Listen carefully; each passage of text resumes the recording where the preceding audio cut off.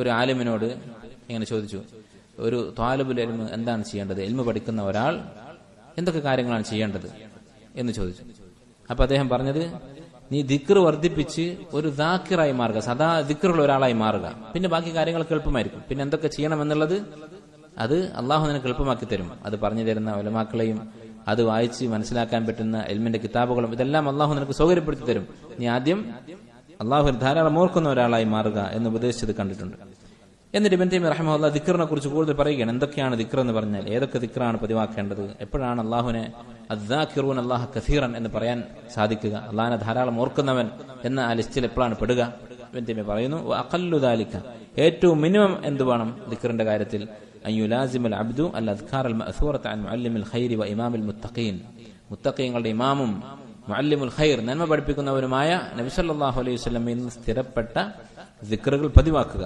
കൽ അദ്കാരിൽ മുഅഖ്ഖതതി ഫി അവ്വലിൻ നഹാരി വആഖിരിഹി, രാവിലെയും വൈകുന്നേരവുമുള്ള ദിക്ർ പോലെ, വഇൻദ അഖ്ദിൽ മദ്ജ, ഉറങ്ങാൻ നേരത്തുള്ള ദിക്റുകൾ പോലെ, വഇൻദൽ ഇസ്തിഖാദി മിനൽ മനാം, ഉറക്കം എഴുന്നേൽക്കുന്ന സമയത്തുള്ള അദ്കാറുകൾ, വഅദ്ബാരിസ് സ്വലവാത്തി വഅദ്ബാരിസ് സ്വലവാത്ത്, നമസ്കാര ശേഷമുള്ള അദ്കാർ, വൽ അദ്കാരിൽ മുഖയ്യദ, അതുപോലെ സമയം നിശ്ചയിക്കപ്പെട്ട ചില ദിക്റുകൾ ഉണ്ട്. മിസ്ല മാ യുഖാലു ഇൻദൽ അക്ലി വശുർബി വൽ ലിബാസി വൽ ജിമാഅ, തിന്നുകയും കുടിക്കുകയും വസ്ത്രധരിക്കുകയും അതുപോലെ ഭാര്യയുമായി ബന്ധപ്പെടുകയും ഇങ്ങനെയുള്ള സന്ദർഭങ്ങളൊക്കെയുള്ള ദിക്റുകൾ, വദുഖൂലിൽ മൻസിലി വൽ മസ്ജിദി വൽ ഖലാ, വീട്ടിലും മസ്ജിദിലും ടോയ്ലറ്റിലും ഒക്കെ പ്രവേശിക്കുമ്പോഴുള്ള അദ്കാർ, വൽ ഖുറൂജി മിൻ ദാലിക്, ഇവിടെ നിന്നൊക്കെ പുറത്തിറങ്ങുമ്പോഴുള്ള അദ്കാറുകൾ, വഅൻദൽ മത്തരി വറഅദ്, മഴ പെയ്യുമ്പോൾ അതുപോലെ മിന്നലുണ്ടാകുമ്പോഴുള്ള ദിക്ർ, ഇടിവെട്ടുമ്പോഴുള്ള ദിക്ർ, ഇല ഗൈരി ദാലിക്, മറ്റുള്ള ഇതുപോലെയുള്ള അദ്കാറുകൾ. വഖദ് സുന്നിഫത് ലഹുൽ കുതുബുൽ മുസമ്മാതു ബിഅമലിൽ യൗമി വൽ ലൈല, അമലുൽ യൗമി വൽ ലൈല എന്ന പേരിൽ അറിയപ്പെട്ട കിതാബുകളുണ്ട്. അമലുൽ യൗമി വൽ ലൈല എന്ന് പറഞ്ഞാൽ രാത്രിയും പകലും ചെയ്യേണ്ട അമലുകൾ, ഓരോ സമയത്ത് ചെയ്യേണ്ട അമലുകൾ വിശദീകരിക്കുന്ന ഹദീസ് കിതാബുകളുണ്ട്. അതിലൊക്കെ പറയപ്പെട്ടുള്ള അദ്കാറുകൾ പതിവാക്കുക. ഇതാണ് ദിക്റുകൾ പതിവാക്കുന്നവർ അദ്ദാക്കിറൂന അല്ലാഹ കസീറൻ എന്നതുകൊണ്ട് ഉദ്ദേശിക്കുന്നത്. ഇതാണ് ഒന്നാമതായി ചെയ്യേണ്ടത്, സമയം നിശ്ചയിക്കപ്പെട്ട അദ്കാറുകൾ, ഈ പറഞ്ഞ സന്ദർഭങ്ങളിലൊക്കെയുള്ള ദിക്റുകൾ ചൊല്ലുക. അതിന് ആ ദിക്റുകൾ പഠിക്കേണ്ടതുണ്ട്.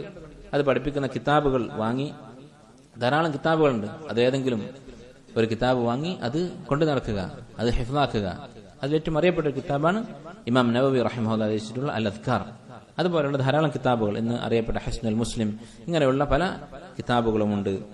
അതുപോലെ അത് കഴിഞ്ഞാൽ അടുത്ത കാര്യം സുമ്മ മുലാസമത്തു ദിക്രി മുത്ലഖൻ, മുത്ലഖായ ദിക്ർ, ഇങ്ങനെ സമയം നിശ്ചയിച്ചതല്ലാത്ത മുത്ലഖായ ദിക്റുണ്ട്. തസ്ബീഹ്, സുബ്ഹാനല്ലാഹ്, അൽഹംദുലില്ലാഹ്, ലാ ഇലാഹ ഇല്ലല്ലാഹ്, അല്ലാഹു അക്ബർ, ഇങ്ങനെയുള്ള ദിക്റുകൾ. വഅഫ്ളലുഹു ലാ ഇലാഹ ഇല്ലല്ലാഹ്, അദ്ദിക്റുൽ മുത്ലഖ്, സമയം നിശ്ചയിക്കാത്ത ദിക്റുകളിൽ ഏറ്റവും അഫ്ളലായത് ലാ ഇലാഹ ഇല്ലല്ലാഹ് എന്ന ദിക്റാണ്. വഖദ് തഅരുദു അഹ്വാലുൻ യകൂനു ബഖിയത്തു ദിക്രി മിസ്ല സുബ്ഹാനല്ലാഹി വൽഹംദുലില്ലാഹി വല്ലാഹു അക്ബർ വലാ ഹൗല വലാ ഖുവത ഇല്ലാ ബില്ലാഹ് അഫ്ളല മിൻഹു. ലാ ഇലാഹ ഇല്ലല്ലാഹയാണ് ഏറ്റവും അഫ്ളലായ ദിക്ർ എന്ന് പറഞ്ഞാൽ മനസ്സിലാക്കണം, ചില സന്ദർഭങ്ങളിൽ മറ്റു ചില ദിക്റുകൾ ലാ ഇലാഹ ഇല്ലല്ലാഹയേക്കാൾ ഫദ്ൽ നേടും. ഇത് പൊതുവായ ഒരു ഖാഇദയാണ്. ഏതൊരു കാര്യവും മറ്റൊന്നിനേക്കാൾ അഫ്ളലാണെന്ന് പറഞ്ഞാൽ അതിൽ നിന്ന് മനസ്സിലാക്കിക്കൊള്ളണം, ചില സന്ദർഭങ്ങളിൽ ഈ പറഞ്ഞ രണ്ടാമത്തെ കാര്യം അഥവാ ഫദ്ൽ കുറവുള്ള കാര്യം ഒന്നാമതെത്താൻ സാധ്യതയുണ്ട്. അത് ഫദ്ലിന്റെ കാര്യത്തിൽ ഒരു ഖാഇദയാണ്. ഏതൊരു കാര്യവും അഫ്ളലാണെന്ന് പറഞ്ഞാൽ ആ അഫ്ളൽ അല്ലാത്തത്, മഫ്ളൂലായിട്ടുള്ളത് ചില സന്ദർഭങ്ങൾ അഫ്ളലായി മാറും. ഏതുപോലെ ഉദാഹരണത്തിന് സ്ത്രീകൾ വീട്ടിൽ വെച്ച് നമസ്കരിക്കലാണ് അഫ്ളൽ. നമസ്കാരം സ്ത്രീകൾക്ക് വീട്ടിൽ വെച്ച് നമസ്കരിക്കലാണ് അഫ്ളൽ. ബുയൂതുഹുന്ന ഖൈറുൽ ലഹുൻ. പക്ഷെ പള്ളിയിൽ മസ്ജിദിൽ ഒരു ഇൽമിന്റെ മജ്ലിസ് ഉണ്ടെങ്കിലോ, അല്ലെങ്കിൽ മസ്ജിദിൽ ഇമാമ് നല്ല ശബ്ദത്തിൽ ഖുർആൻ ഓതുന്നയാളാണ്, ആ ഇമാമിന്റെ പിന്നിൽ നമസ്കരിച്ചാൽ ഖുശൂ കൂടുതലുണ്ട് എന്ന് തോന്നുന്നുണ്ടെങ്കിലോ, വീട്ടിൽ നിസ്കാരത്തിൽ നിന്ന് ശ്രദ്ധ തെറ്റിക്കുന്ന കാര്യങ്ങളുണ്ടെങ്കിലോ, അത്തരം സന്ദർഭങ്ങളിൽ മറ്റുള്ള ഷർത്തുകൾ പാലിച്ചുകൊണ്ടാണ് പള്ളിയിലേക്ക് പുറപ്പെടുന്നതെങ്കിൽ, അദബുകൾ പാലിച്ചുകൊണ്ടാണെങ്കിൽ അത് അഫ്ദലാകും. അപ്പോൾ ഫദ്ൽ എന്ന് പറയുന്നത് എപ്പോഴും മാറാവുന്ന കാര്യമാണ്, സാഹചര്യങ്ങൾക്കനുസരിച്ച് മാറാവുന്ന കാര്യമാണ്. ഇപ്പൊ ഇവിടെ തസ്ബീഹ് ചില സന്ദർഭങ്ങളിൽ കൂടുതൽ ഫദ്ൽ നേടും. എപ്പോഴാണ്? ഉദാഹരണത്തിന് സുജൂദിൽ ഒരു ദിക്ർ മാത്രം ചൊല്ലാനുള്ള അവസരമുള്ളൂ എന്ന് വിചാരിക്കുക. ആ സമയത്ത് തസ്ബീഹാണ് സുജൂദിൽ ചെയ്യേണ്ടത്. സുബ്ഹാന റബ്ബിയൽ അഅല എന്നുള്ളതാണ് സുജൂദിന്റെ ദിക്ർ. ഇതുപോലെ ഇത് വളരെ പ്രധാനപ്പെട്ട കാര്യമാണ്. ദിക്റുകൾ വർദ്ധിപ്പിക്കുക എന്നുള്ളത്, അള്ളാഹുവിനെ കുറിച്ച് ഓർക്കുക എന്നുള്ളത് ഇന്നത്തെ കാലത്ത് നമ്മൾ വളരെയധികം ഗഫലത്തിലായിട്ടുള്ള ഒരു കാര്യമാണ്. പലതരത്തിലുള്ള ശുഗലുകൾ കാരണം ദിക്റുകൾ വീഴ്ച വരുത്തുന്നവരാണ് നമ്മളൊക്കെ. അള്ളാഹു നമുക്ക് പുറത്തു തരട്ടെ. ഈ ദിക്റുകൾ രാവിലെയും വൈകുന്നേരമുള്ള ദിക്ർ പ്രത്യേകിച്ച് അതൊക്കെ നമ്മുടെ രക്ഷയാണ്. അതുപോലെ തന്നെ മുത്തലക്കായിട്ടുള്ള ദിക്റുകൾ, സുബ്ഹാനല്ലാഹ്, അൽഹംദുലില്ലാഹ്, അങ്ങനെയുള്ള അദ്കാറുകൾ സുബ്ഹാനല്ലാഹി വബിഹംദിഹി സുബ്ഹാനല്ലാഹിൽ അദീം. ഇതൊക്കെ നമ്മുടെ രക്ഷാ കവചമാണ്. ഇതെത്രമാത്രം നമ്മൾ വർദ്ധിപ്പിക്കുന്നുവോ അതിനനുസരിച്ച് പിശാചിന്റെ ഷെറിൽ നിന്ന് നമ്മൾ രക്ഷപ്പെടും. എത്രമാത്രം നമ്മൾ വീഴ്ച വരുത്തുന്നുവോ അതിനനുസരിച്ച് ഷൈത്താന്റെ ഷെർ നമ്മെ ബാധിച്ചുകൊണ്ടിരിക്കും. സഹാബത്തിന്റെ ചരിത്രത്തിൽ, അതുപോലെ സലഫുകളുടെ ചരിത്രത്തിൽ നമുക്ക് പറയാൻ നാണം തോന്നുന്ന സംഭവങ്ങൾ നമുക്ക് കാണാൻ സാധിക്കും. ദിക്റിന്റെ കാര്യത്തിൽ അബൂ ഹുറൈറ റളിയല്ലാഹു തആല അൻഹു ഒരു ദിവസം 12,000 തസ്ബീഹ് ചൊല്ലുമായിരുന്നു.